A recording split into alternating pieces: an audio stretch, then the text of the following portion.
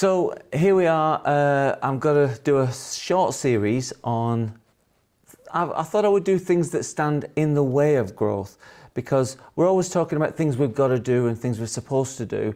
I thought I would do a quick series on some things I come across a lot, which tend to stand in the way.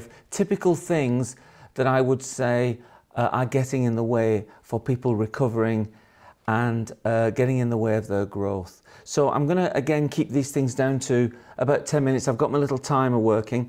When that buzzer goes off, I know I've done enough.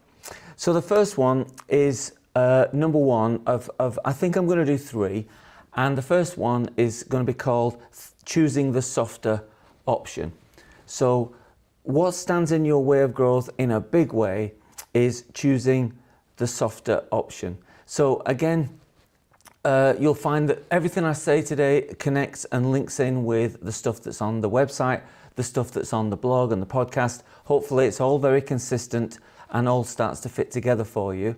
The first thing I would say is that we learn from difficulties. This is a big factor for people who are suffering from addiction, is to understand that grown-ups, normal, ordinary people learn through difficulties. When things disappoint us, when we don't get what we want, we learn to deal with it, and that helps us to understand that we don't have to feel good all the time, we don't have to be on top of the world all the time, but we can cope with things going wrong.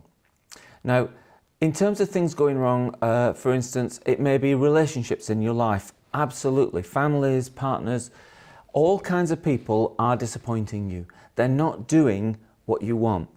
And the way I ask people to deal with this is to say, think of them as your personal trainer. What is a personal trainer really? I ask this question a lot. It's basically somebody who you pay to come along and give you pain. That's essentially what a personal trainer is. And so what I'm saying is, these people who are disappointing you in your life, they're like personal trainers. See, once you get that attitude of understanding that they are pressing your buttons and that you need to learn from that. You need to deal with the idea that they are in relationship with you, they know you, and that so pressing your buttons is a thing they're going to do. And that's going to be true of anybody you know in your life. So don't think it's ever going to be any different, but what you can do is you can learn from it. Now, growth and development essentially comes from being broken. If you think about your basic attitude here, we would say training in terms of fitness. What happens with muscle build? You know, when you go for training that helps you build muscles, what you're essentially doing is tearing that muscle. You're doing exercise that tears the muscle, and when it is repairing itself, it does it by enlarging, by the repairing, the healing of the tear. The muscle actually grows, and that's the only way to build growth. You basically do it through your own breaking and your own tearing. Now, that's not to say you should be overwhelmed or just have huge challenges, but to understand that that is effectively the process of growth. So what happens generally with people in recovery? Well, if they've been in addiction for a while, they've developed an idea that they should be feeling good all the time. That, if you think about a substance or a behavior that you're addicted to, you're basically saying, I'm going to take a substance and feel good. I didn't earn it. All I did was take something and felt good. So there's this sense that gets developed, I should be feeling good all the time, or that difficulties or unpleasant feelings are something I should never have. But the fact is that feelings themselves can't make you do anything. And that we also develop this belief that feelings are our guide. It's how I'm feeling about life that really is what it's all about.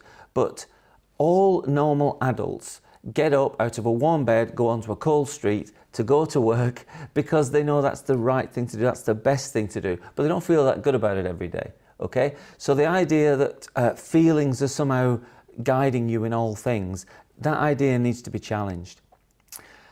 Also, the idea of unnatural connections. So we talk about neural pathways here, those neurons that fire together, wire together. Your brain makes cliches of certain thoughts when your brain sees you make those thoughts go in sequence time after time. So, for instance, the idea, I feel bad, I should take drugs. I feel bad, I should take drugs. These two thoughts are connected, but I want you to understand this is an unnatural connection. There's no actual connection there that is in any way natural. Otherwise, every person who had bad feelings would be taking drugs. Well, that doesn't happen. So it's not logical. But you have made a connection, and that connection is now, in a sense, natural for you, but it can be unlearned.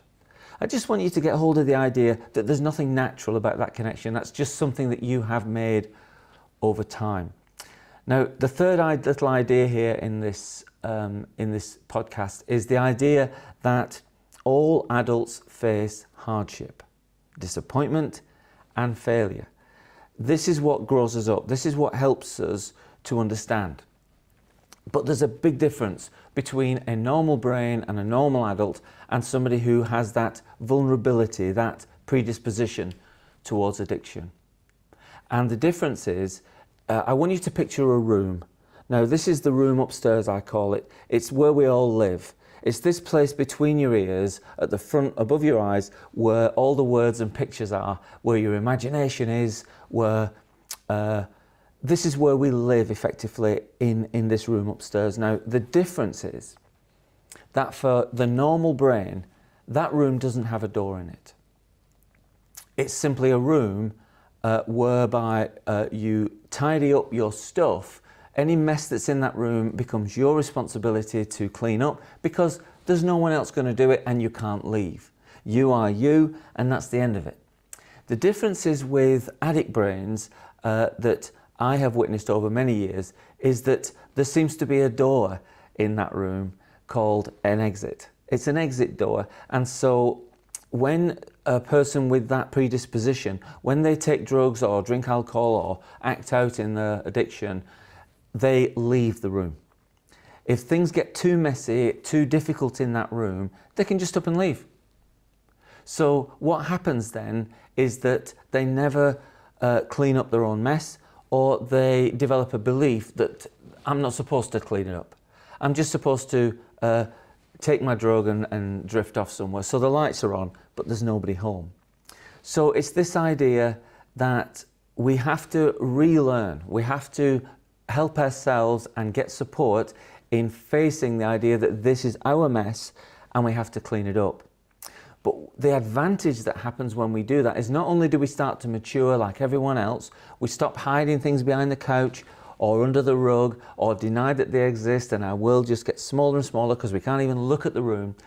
What happens is we tend to start to make a really good connection between what we do and how we feel. Not just what we take and how we feel. But now it's a connection, I did a good thing today and I'm producing good chemicals and I feel good about what I did. So now there's a much more natural connection between how we behave and how we feel. Now, once you get that connection going, and it can take a little while, you need support with it, but once we get that connection going, then really there's no stopping us. From that point on, we're going to be attracted towards our recovery and we're going to move towards it. So that's all for now. You'll see some links on below this video to show you written connections to written blogs and podcasts that all connect with what I've just said. So if you want any more information, do feel free to email me or text me if you want any more clarification. So until next time, bye for now.